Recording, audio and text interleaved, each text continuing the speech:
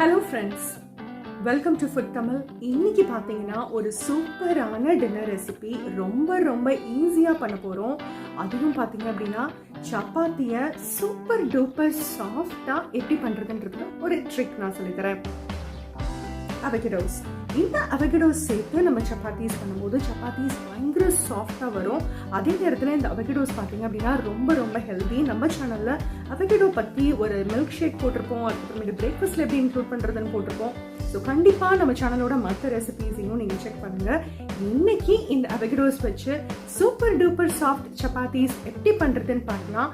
அதுக்கு காம்பினேஷனாக செம்ம ஸ்பைசியான ஒரு பன்னீர் கிரேவி, அது பார்த்தீங்க அப்படின்னா ரொம்ப சட்டுன்னு நம்ம ஈஸியாக எப்படி பண்ணுறது அப்படின்றதையும் நம்ம பார்க்கலாம்.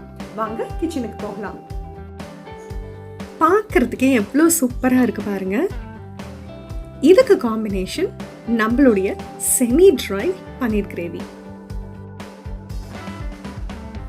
சப்பாத்திக்கு 2 கப் அளவுக்கு கோதுமை மாவு எடுத்திருக்கேன். அதில் அரை டீஸ்பூன் அளவுக்கு சில்லி ஃப்ளேக்ஸ், அதுக்கப்புறம் 1 டீஸ்பூன் அளவுக்கு உப்பு, 3 டீஸ்பூன் அளவுக்கு எண்ணெய், அப்புறம் ஒரே ஒரு அவகேடோ இந்த மாதிரி நல்ல க்ரீன் கலரில் இருக்கணும். நல்லா எடுத்து தண்ணி சேர்க்கறதுக்கு முன்னாடி இந்த மாதிரி ஃபுல்லாக மிக்ஸ் பண்ணிக்கலாம்.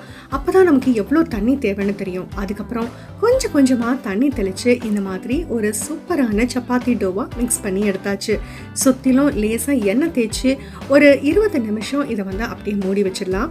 இப்போ பாருங்க, நம்ம கிரேவிக்கான இன்க்ரீடியன்ஸ் ரெடி பண்ணிடலாம். அடுத்தது 2 வெங்காயம், 2 தக்காளி, 3 பல்லு பூண்டு, 1 இன்ச்சு இஞ்சி, 1 பச்சை மிளகாய், அவ்வளவே தான். முதல்ல ஒரு அகலமான பேன் எடுத்துக்கலாம். இதில் பார்த்தீங்க அப்படின்னா ஒரு 2 டேபிள் ஸ்பூன் அளவுக்கு நான் வெண்ணெய் சேர்த்துருக்கேன். வெண்ணெய் சேர்க்கும் போது இந்த மாதிரி பன்னீர் கிரேவிலாம் பார்த்தீங்க அப்படின்னா ரொம்பவே வாசமாக செம்ம ஃப்ளேவராக சூப்பராக வரும். நீங்கள் வெண்ணெயை குறைக்கணும்னு நினச்சிங்க அப்படின்னா பாதி அளவுக்கு வெண்ணெயும் எண்ணெயும் காம்பினேஷனில் எடுத்துக்கலாம். தாளிதான் பார்த்தீங்கன்னா ரொம்ப மைல்டாக தான் போட்டிருக்கேன். சின்ன துண்டு பட்டை, 2 ஏலக்காய், இவ்வளவே தான். அப்புறம் நம்ம வெங்காயம் ரொம்ப முக்கியம். என்னென்னா இந்த மாதிரி கிரேவிக்கு வெங்காயம் நல்லா பொடியாக அரியணும். எவ்வளோக்கு அவ்வளோ வெங்காயம் இந்த மாதிரி நல்லா பொடியாக இருக்கும், கிரேவி சூப்பராக வரும். அதே நேரத்தில் வெங்காயம் நல்லா வதங்கணும். இஞ்சி பூண்டு பார்த்தீங்க அப்படின்னா நான் ஜிஞ்சர் கிரேட்டர் வச்சு இந்த மாதிரி கிரேட் பண்ணி போட்டிருக்கேன். ரொம்ப வாசமாக இருக்கும். தக்காளியும் நல்லா பொடியாக அரைஞ்சு இதில் சேர்த்துக்கலாம். நான் பச்சை மிளகாய் சேர்த்துருக்கேன். ஒரு 2 பச்சை மிளகாயை 2ஆக உடச்சி போட்டிருக்கேன். உங்களுக்கு வேணும் அப்படின்னா நீங்கள் பச்சை மிளகாய் சேர்க்காம வெறும் மிளகாத்தூளை யூஸ் பண்ணலாம். பச்சை மிளகாய் காரம் இருக்கிறதுனால மிளகாய் தூள் 3/4 டீஸ்பூன் சேர்த்துருக்கேன். பச்சை மிளகாய் இல்லை அப்படின்னா 1 டீஸ்பூன் அளவுக்கு மிளகாய் தூள் சேர்த்துக்கலாம். அதுக்கப்புறமேட்டு அரை டீஸ்பூன் அளவுக்கு கொத்தமல்லி தூள், அதுக்கப்புறமேட்டு 1/4 டீஸ்பூன் அளவுக்கு ஜீரகத்தூள், ஒரு 2 பிஞ்ச் அளவுக்கு கரம் மசாலா தூள், அப்புறம் இதுக்கு தேவையான அளவு உப்பு, இது எல்லாத்தையும் சேர்த்து ஒரு நல்ல கிரேவி பதம் வர அளவுக்கு நம்ம கொதிக்க விடலாம். ஒரு அரை டம்ளர் அளவுக்கு தண்ணி சேர்த்து கூட நம்ம நல்லா கொதிக்க விடலாங்க. நல்லா எண்ணெய் திரிஞ்சு வரணும். இந்த அளவுக்கு எண்ணெய் திரிஞ்சு ஓரளவுக்கு கிரேவி பதம் வர ஆரம்பிக்கும் போது நம்ம என்ன பண்ண போறோம்னா இதில் தயிர் சேர்க்க போகிறோம். இந்த தயிர் நமக்கு அந்த ஒரு செமி ட்ரை கிரேவி தன்மையை நல்லா எண்ணெய் கக்கி வரதுக்கு ரொம்பவே சூப்பராக இருக்கும். ஃப்ளேவரும் கொஞ்சம் நல்ல புளிப்பு கலந்த ஃப்ளேவர் கொடுக்கறதுக்கு இந்த தயிர் ரொம்பவே யூஸ்ஃபுல்லாக இருக்கும். ஸோ அப்படி 2 டேபிள் ஸ்பூன் அளவுக்கு நல்லா நிறைச்சி தயிர் சேர்த்து அதை நல்லா இந்த மாதிரி சர்க்குலர் மோஷனில் நம்ம கிண்டி விட்டோம் அப்படின்னா ஈஸியாக அந்த தயிர் கட்டி தன்மை இல்லாமல் நல்லா டிசால்வ் ஆயிரும்.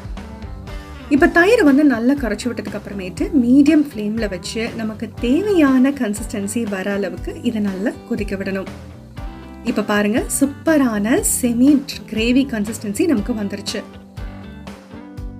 இது கொதிச்சிட்டு இருக்கும் போது ஒரு சின்ன பேன் எடுத்து ஒரே 1 டீஸ்பூன் அளவுக்கு நெய் சேர்த்து 180 கிராம் பன்னீர் கியூபை குட்டியாக கட் பண்ணி இந்த மாதிரி லேஸ் கோல்டன் கலர் ஒவ்வொரு சைடும் வர அளவுக்கு நான் சாட்டே பண்ணி எடுத்துக்கிட்டேன். அதுக்கப்புறமேட்டு இந்த கிரேவியில் இதை நம்ம சேர்த்துக்கலாம்.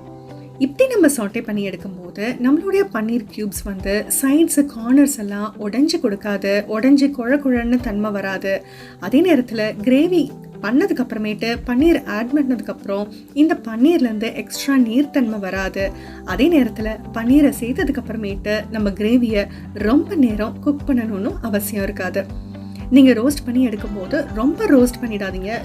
ரொம்ப லேஸாக ஜஸ்ட் ஒவ்வொரு பக்கமும் ஒரு 2 மினிட்ஸ் கொடுத்து அந்த பன்னீரை லைட் ரோஸ்ட் பண்ணி எடுத்தால் போதுமானது.